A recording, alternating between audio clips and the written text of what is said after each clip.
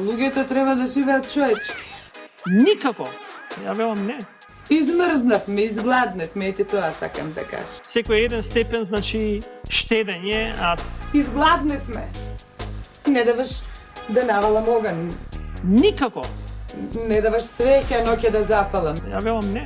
Не ја пал, не плаши се. Ако сме навикнале на 24 степени да ја држиме температурата дома, за да ни биде топло и да шетаме по кратки, најверојатно треба да се навикнеме да живееме на 22.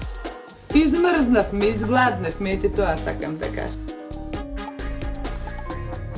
Пред неколку дена сатрапиве од власта на СДС и ДУИ не им изгласаа на пензионерите 20% покачување, иако им го ветуваа кога ги донесоа оние фамозни 18.000 поради кои пола Германија цела недела чекаше на Табановце да влезе у земјава.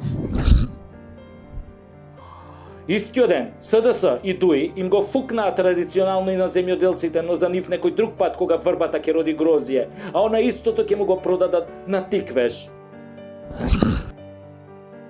Пензионериве во северна наша Вукојебина се познати по тоа што иако за време на режимот пензијата нон-стоп им растеше, иако бесплатно се возеа со автобуси на жичара, иако сите одеа по 5-6 пати бесплатно во бања, не можеа да ја одолеат на лажната носталгија по комунизмот и со своите ценити гласови ни го донесоа црпнатиот Зоќе до 48 пратеника, што потоа беше доволно за да ја украде владата со зелениве демократи од ДУИ. Оттогаш Бело видело не видоа од него. Па ни сега од неговиот наследник со надимак ко Турција на англиски јазик. Ама пак продолжија да заинат на државата Македонија, да го величаат и да му даваат признанија и да не дотепуваат на секој избори. Ми се враќа онаа слика на оној џомити првоборецон кој веројатно 1941 година имал 3-14 години и се влечел за магарето, за опашката на крајот колоната, ама не му беше кусо да излезе на бина, да се гушка со црпнатиот и да вели како се борел за Македонија, за Северна Македонија. Дека староста му го земала паметот ќе поверувам, ама дека заборавил кај живеел 70 години, тоа тешко ќе ме разубеди. Ама воодушевувањето од Зоки одамна ги надмина државниве граници. Абе млечниот пат го надмина, се лансираше во вселената. Па така покрај Нобеловата награда и најдобриот пранк на деценијата веројатно му требаше и пофалбава од прославениот партизански дедо Ное што се борел за Норвешка, ама дури сега дознал. Кај сум се борел и за Норвешка, внучко.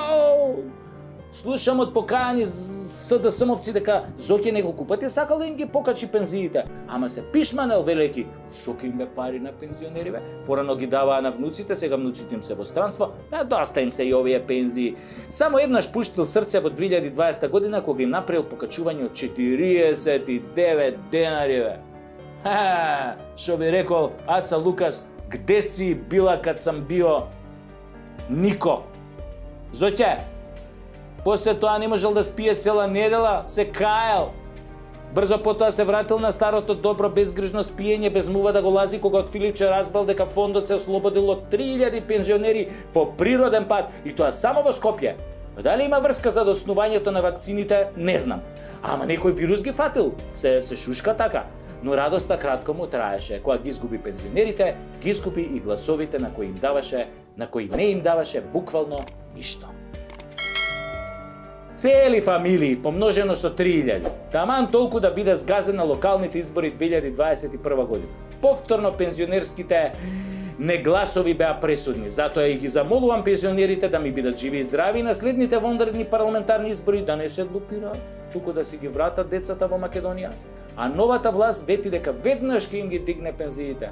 И јас ќе ги држам за збор. Инаку и тие ќе бидат преку Тасевски, мислам ќе ми дојдат преку Тасевски, мислам во шоуво.